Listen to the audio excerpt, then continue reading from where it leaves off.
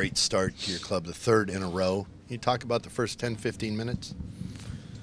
Yeah, I'd like to see him on tape again. But obviously that's new calling card for the Seattle Sounders. We're going to come out and we're going to try and impose our will on teams early. And, you know, sometimes that makes the game go easier as it progresses, but at 2-0 we seem to get stuck.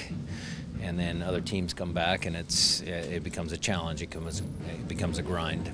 You talked this week of Chicago's attacking talent, and they obviously showed it. But was it a gutty performance? Were you proud of your guys in the guts that they showed? And then Rui Diaz doing what he does, his third goal of the year. Well, that goal obviously was a killer, but yeah, Chicago never quit. You know, Pano does a good job. They kept at it. What I'm going to go to is the stats, which I don't like to do very often, but, you know, Steph had 10 saves. His save percentage at 83%. I mean, that was a big performance by Steph because they could have scored a couple more. He had a couple huge saves in the first half. When they changed their formation slightly to more three in the back and Schmetzer deeper, what was your adjustment?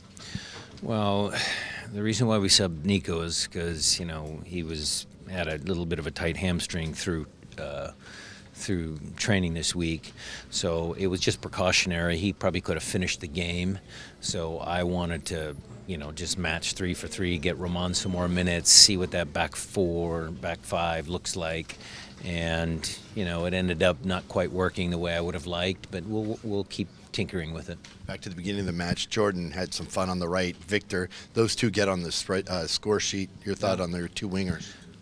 Well, we've talked ad nauseum about having our wingers be goal dangerous. Jordan himself has said he wants to continue to be goal dangerous playing out on the wing. Well, he's showing that he is goal dangerous from that position. And again, Victor's quality is, you know, everybody can see it. It's early, but best start for Seattle since 2009. I know you're already probably thinking of Vancouver on the 30th, but talk about these first 3 games getting out of the block.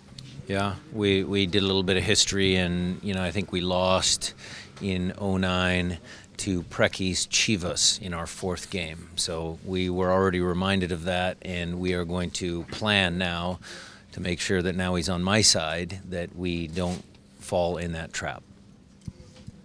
Brian, back to Jordan, his off-the-ball movement, his runs, you can see the energy he has going into national team camp now. How would you assess his form and his mentality? Good. It's something that Greg and I have spoken about, and we want to continue to both help him both on the national team level and with his club team. And so a lot of the ways Jordan plays for us is similar, although there's some differences there, but there's some similar movements that Greg wants, that we want, that we think is just, you know, common sense dictates Jordan is fast, you know, and how do we utilize that speed? How does he become more of a thinker? The timing of his movement and where he moves when the ball is in different locations on the field, that's what we're trying to fine-tune. The team is playing some very high-level attacking soccer right now. What did you make of how you guys were able to get out on that front foot and transferring that to a road game as opposed to getting it done at home? We mentioned it, Ari, earlier in the week, and thanks for coming to Chicago, by the way. Glad you made it. We talked about that, about playing the same away from home as in home. So, you know, for us it was another game where we wanted to come out fast and come out strong, and I think we accomplished that.